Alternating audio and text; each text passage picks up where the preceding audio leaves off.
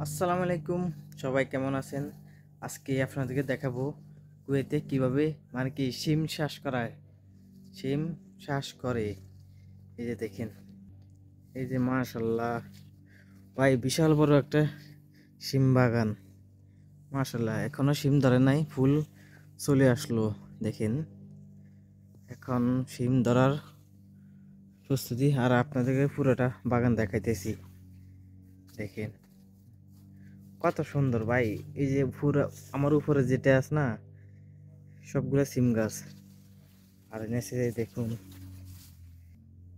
ভাই, আমি কুয়েতে ফার্স্ট এই সিম গাছ দেখলাম। এই মরুমিতে মানে কি রোপণ করছে, এখন ধরছে, গাছ হয়েছে আরে। মাশাল্লাহ মাশাল্লাহ। দেখেন, আর শসা, আপনাদেরকে শসা দেখাবো।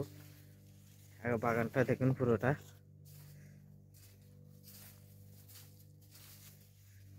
দেখছেন এই যে গাছে ভাই প্রচুর ফুল ধরছে। এবার এই বছরে প্রচুর সিম ধরা হয়েছে।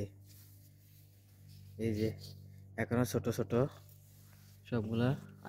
এই দেখুন, এই যে শশা, মাশাল্লাহ ভাই। এই শশাগুলা, এই শশা দেখতেছেন না, এটা বাংলাদেশের বীজ। বাংলাদেশ থেকে আনা হয়েছে এই বীজগুলা। এই যে সিম গাছের বীজগুলো বাংলাদেশ থেকে আনা হয়েছে।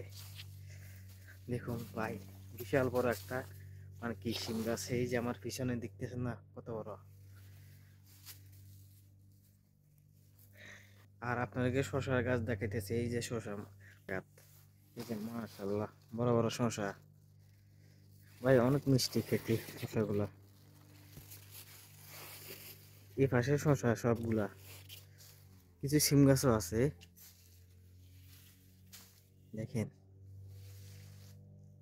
মাশাল্লাহ মাশাল্লাহ। তো যারা কুয়েত থাকেন, তারা কমেন্ট করে জানাবেন কে কে মাজারা এলাকায় চাষ করেন। কারণ ভাই, আমরা এগুলো বিক্রি করার জন্য না, কারণ নিজে খাবো আর মালিকের দিব, এতটুকু।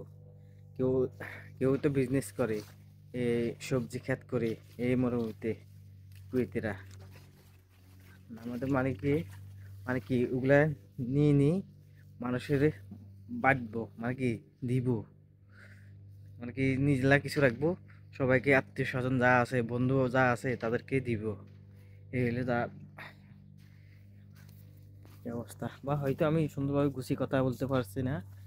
এই যে বটবড়ি, মাশাল্লাহ, এই যে বটবড়ি ধরা হয়েছে, সবগুলা বাংলাদেশে বীজ, বাংলাদেশ থেকে আনা হয়েছে বটবটি গুলা।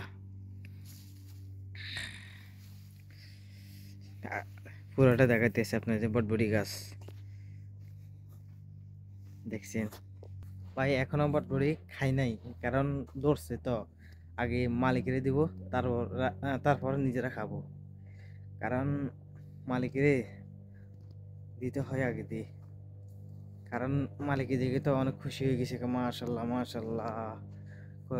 প্রথম চিনে নাই এগুলা কি গাছ, তখন বলছে এগুলা এক জাতীয়, হাসা হাসাছি বলে এই আরবি ভাষায়।